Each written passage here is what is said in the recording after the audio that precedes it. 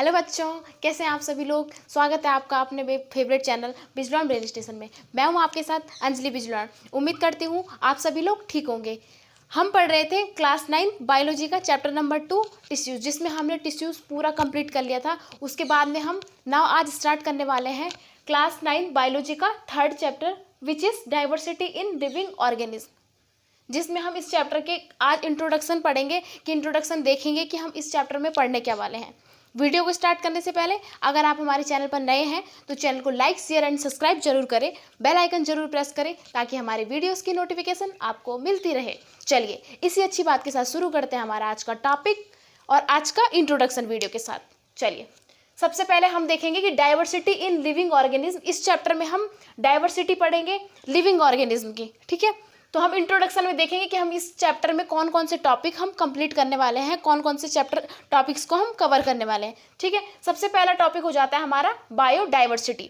देखो बायोडाइवर्सिटी क्या होती है, सबसे पहले हम समझ लेते हैं डाइवर्सिटी की डाइवर्सिटी होती क्या है। डाइवर्सिटी दैट मीन्स की वैरायटी। वैरायटी का मतलब अगर आप हम अगर अपने इन्वायरमेंट की बात करें तो हमारे इन्वायरमेंट में हम जितनी भी चीज़ें देखते हैं, किसी भी चीज़ को देखते हैं हम, उसमें कुछ ना कुछ वैरायटी और अलग अलग भिन्नताएं पाई जाती है। दैट मीन्स कि अगर आप किसी नॉर्मल चॉकलेट या फिर किसी जूस की बात भी कर रहे हैं तो एक टाइप्स का जूस आपको देखने को नहीं मिलता है, डिफरेंट टाइप्स ऑफ जूसेस आपको देखने को मिलेंगे। That is known as variety, और वैरायटी को ही हम डाइवर्सिटी बोल देते हैं। उसी को डाइवर्सिटी हम किसे बोल देते हैं। वहीं अगर हम लिविंग ऑर्गेनिज्म की बात करें तो लिविंग ऑर्गेनिज्म में क्या होता है, उसमें भी कुछ ना कुछ डिफरेंट टाइप की वैरायटीज पाई जाती है। इन्वायरमेंट में आप देख रहे हैं कि बहुत सारे एनिमल्स ऑर्गेनिज्म हमारे इन्वायरमेंट में हमारे अर्थ पर सर्वाइव कर रहे हैं। और वो क्या है ऑर्गेनिज्म, कोई एक या दो नहीं है, 1.7 to 1.8 लिविंग ऑर्गेनिज्म हमारे अर्थ में रहते हैं। बहुत सारे उसमें क्या है हमें दिखाई देते हैं और बहुत सारे हमें नहीं दिखाई देते, लेकिन वो सर्वाइव तो कर रहे हैं। तो उसी वैरायटी को हम क्या बोल देते हैं, डाइवर्सिटी। उसी वैरायटीज को हम डाइवर्सिटी बोल देते हैं। और डाइवर्सिटी के अंदर हम बात करते हैं लिविंग ऑर्गेनिज्म की, that is known as biodiversity.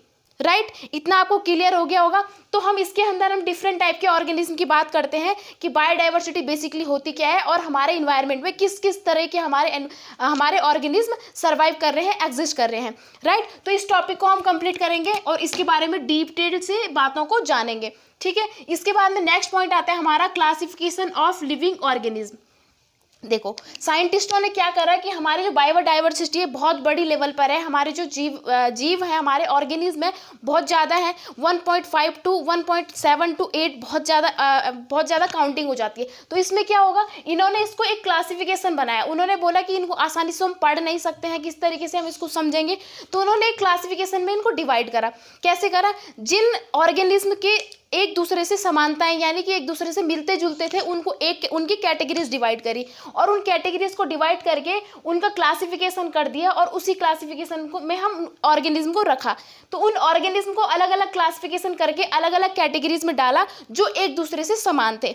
इस तरीके से उन्होंने क्या करा, हमारे जो लिविंग ऑर्गेनिज्म है उसका क्लासिफिकेशन करा। तो इसके अंदर हम क्या पढ़ेंगे, लिविंग ऑर्गेनिज्म का क्लासिफिकेशन कितने तरीके से होता है और किस तरीके से उनकी क्लासेस डिवाइड करी गई, ठीक है। तो इस टॉपिक के अंदर हम करेंगे ये, हम आगे नेक्स्ट वीडियो में पढ़ेंगे। इसके अलावा फिर इसमें हमने पढ़ेंगे relation between classification and evolution. देखो अब क्लासिफिकेशन तो हमने कर लिया हमारी लिविंग ऑर्गेनिज्म में। इसके बाद में हमने देखा कि हम इसके बाद में क्या देखेंगे, क्लासिफिकेशन और हमारा इवोल्यूशन के बीच में जो रिलेशन है, उनके बीच में जो संबंध है उसको समझेंगे कि इन दोनों के बीच में आखिर क्या ऐसा रिलेशन होता है जो ये आपस में एक संबंध स्थापित करते हैं, ठीक है। तो इस चीज़ को भी हम जानेंगे। इसके अलावा नेक्स्ट पॉइंट हमारा होता है बाइनोमियल ऑफ क्लासिफिकेशन। देखो हमारे इन्वायरमेंट में हमारे अर्थ पे बहुत सारे लिविंग ऑर्गेनिज्म है, ठीक है, लेकिन हमने इसका नोमेनक्लेचर नामकरण की बात यहाँ पर हमारे साइंटिस्टों ने क्यों करी, इसलिए करी क्योंकि हमारे भारत की बात अगर हम करें, अपने कंट्री की बात करें, तो हमारी कंट्री में अलग अलग क्षेत्र विशेष में अलग अलग एरिया स्पेशल में क्या है अलग अलग लैंग्वेजेस बोली जाती है। तो वहाँ पर क्या होता है, जरूरी नहीं है कि अगर हम इसको यहाँ पर कोई भी एनिमल्स है उसको हम यहाँ पर लॉयन बोल रहे हैं तो वेस्टर्न में उसको लॉयन ही बोला जाए, क्या पता उनकी अपनी लैंग्वेज में कुछ और बोलते हों। तो ऐसे में क्या है, किसी भी इंसान को हम लोगों को समझना मुश्किल हो जाए कि ये बोल क्या रहे हैं। तो नोमेनक्लेचर का मतलब यही था, नामकरण करने का मेन मोटो यही था कि हमें क्या है, एक ऐसा नाम हमें पता चले किसी भी एनिमल्स और ऑर्गेनिज्म के बारे में, जिससे हम उसको हर एक क्षेत्र विशेष में, हम कोई भी कंट्री में हो, आउट ऑफ कंट्री, नेशनल और इंटरनेशनल लेवल पर भी हो, तो हम उस जीव को या उस एनिमल्स को आइडेंटिफाई कर पाए कि हम ये आखिर बात किस चीज़ की कर रहे हैं। ठीक है, तो यहाँ पर नोमेनक्लेचर का मतलब यही हो जाता है कि ये क्या करेंगे, इन्होंने साइंटिस्टों ने एक ऐसा नामकरण करा हर एक एनिमल्स और ऑर्गेनिज्म का जो नेशनल और इंटरनेशनल लेवल पर एक जैसा था और एक समान था। ठीक है, इक्वल होगा वहाँ। अगर आप इंटरनेशनल में भी उस चीज़ की बात करेंगे तो क्लियर है कि वो हम बात कर रहे हैं लॉयन की।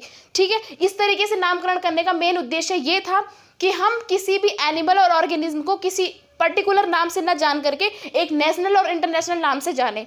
ठीक है, फिर हम इसमें नोमेनक्लेचर में किस तरीके के नाम है, किस तरीके से इनका नामकरण किया गया और कौन से नाम रखे गए, किस एनिमल्स का कौन नाम है, इसके अंदर हम इस टॉपिक के अंदर कंप्लीट करने वाले हैं। ठीक है, फिर इसके बाद में आता है हायरार्की ऑफ क्लासिफिकेशन। अब इसमें लास्ट पॉइंट आता है हमारा हायरार्की ऑफ क्लासिफिकेशन। इसमें क्या करा गया कि जो हमारे क्लासिफिकेशन है वो तो कर दिया, लेकिन उसको किस किस कैटेगरीज में, कितने किंगडम में, यानी कि उसका जगत कितने टाइप्स में उनको डिवाइड किया गया, वो इसके अंदर हम पढ़ेंगे। तो जो अगर हम हायरार्की ऑफ क्लासिफिकेशन की बात करें तो हमने 5 किंगडम की बात करी है। यहाँ पर जो हमारे पास बुक्स में दी गई है 5 किंगडम की बात करी गई है। इनको 5 किंगडम में डिवाइड किया गया। वो 5 किंगडम कौन से थे, देखो। सबसे पहले एक था हमारा मोनेरा, एक मोनेरा, सेकंड था प्रोटिस्टा,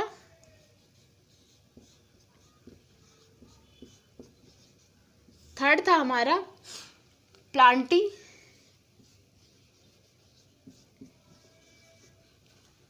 फोर्थ था हमारा फंजाई और फिफ्थ था हमारा एनिमेलिया।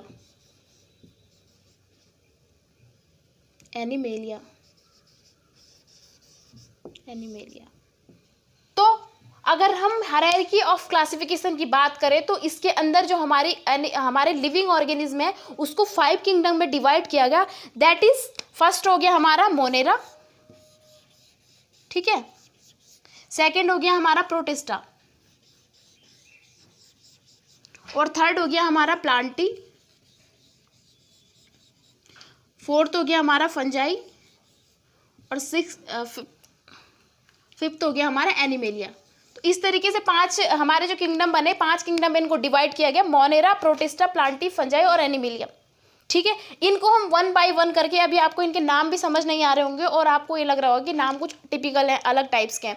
तो जैसे जैसे हम इनको 1 बाय 1 करके इनके बारे में डिटेल से जानेंगे कि क्या इनके फीचर होते हैं, किस तरीके से सर्वाइव करते हैं, कौन से एनिमल्स और ऑर्गेनिज्म इसके अंदर आते हैं, तो आपको ये अच्छे से क्लियर होगा। ठीक है, तो नेक्स्ट वीडियो में हम मिलते हैं जिसमें हम पढ़ेंगे क्लास 9 बायोलॉजी के chapter number 3 diversity in living organism का पहला टॉपिक बायोडाइवर्सिटी।